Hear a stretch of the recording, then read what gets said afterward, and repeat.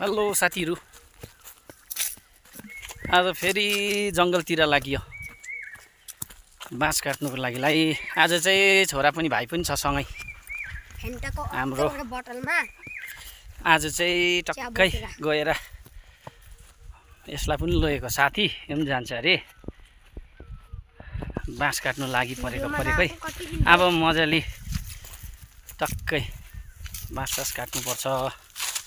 आज दोस्रो दिन फेरि बसिरहेको के गर्नु, एक दुई दिन यहाँको छुट्टी हुँदाखेरि यसो आएको बेलामा सब्जी रोपिरहेको छ नि यसो खानुहुन्छ। आज मजाले फेरि काट्नुपर्छ बाँस। बोक्छस् भाइ त पनि?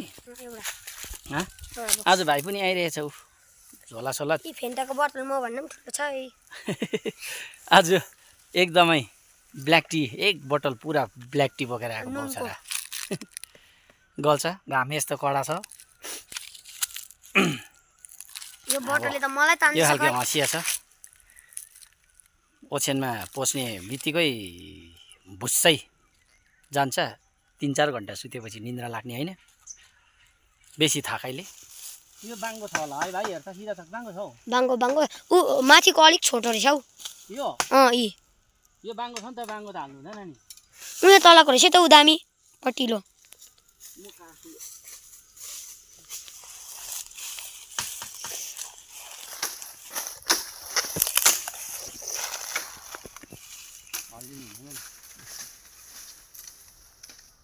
आपाले काटेर छिनाउनु हुँदैछ।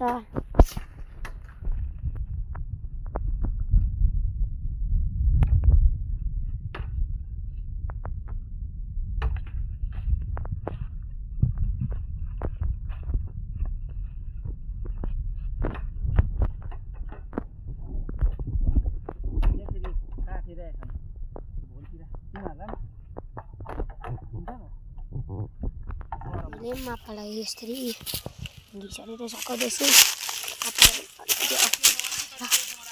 हुन्छ यहाँ हुन्छ पल्टिनु अलिक माथि छ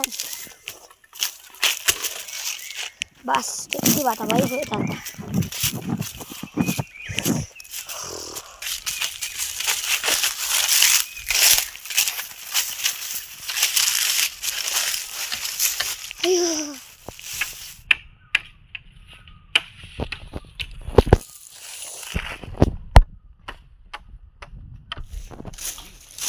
आज आपाले थुपारेर मिलाउनु हुँदैछ यहाँनिर।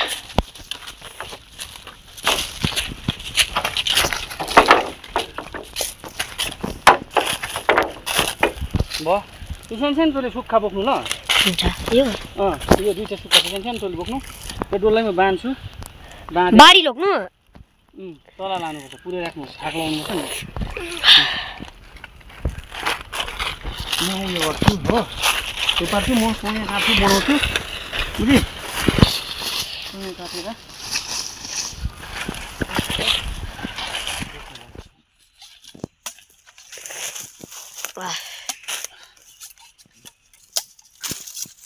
हात पनि काटिदिँदैन लागेर घोस्याले है लागिहाल्यो बाउनु त अघि तल ठ्याक्क लागेर कुद्नु थियो।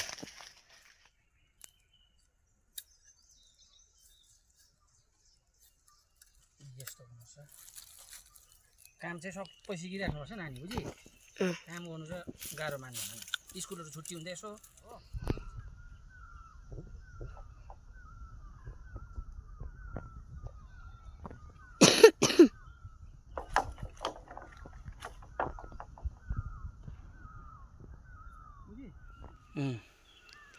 आइज त्यो हौ त्यो लिएर आइज झोला।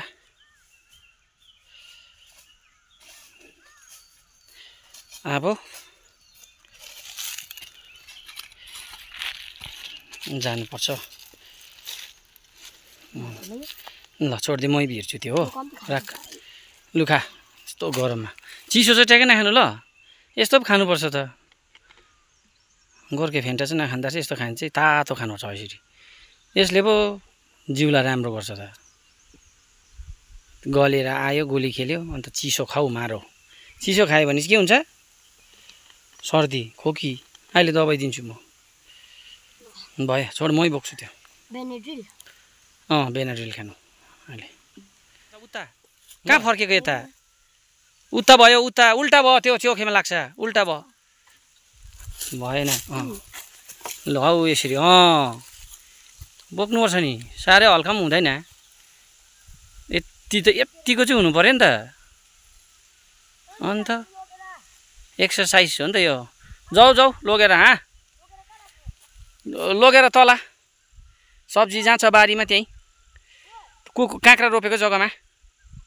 लु जाऊ जाऊ, म लिएर आउँछु।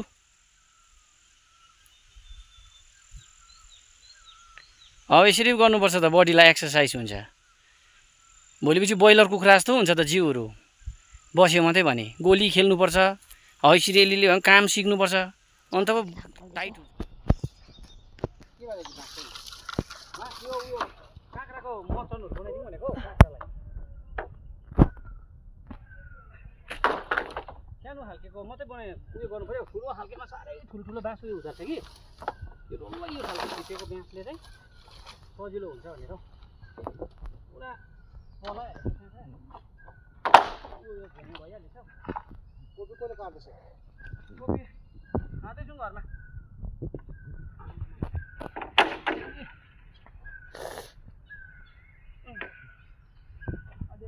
फुल्दैछ, अलिअलि फुल्दैछ भन्दा पनि हिजो काटेँ मजा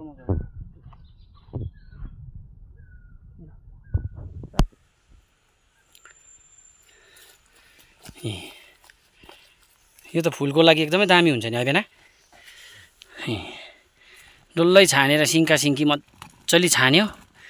सिङ्का सिङ्की छानेर चाहिँ एकदमै यो प्योर मल चाहिँ एक साइड गर्नुपर्छ। एकदमै फुलको लागि पनि दामी, एकदमै प्योर, हरेक फुल दामी हुन्छ यसले चाहिँ। सब्जीको उपयोग के भएको छ, कस्तो छ चाहिँ एकदम। अलैँची पनि हुँदैछ अलिअलि भए पनि, घरको प्योर अर्ग्यानिक अलैँची यो चाहिँ।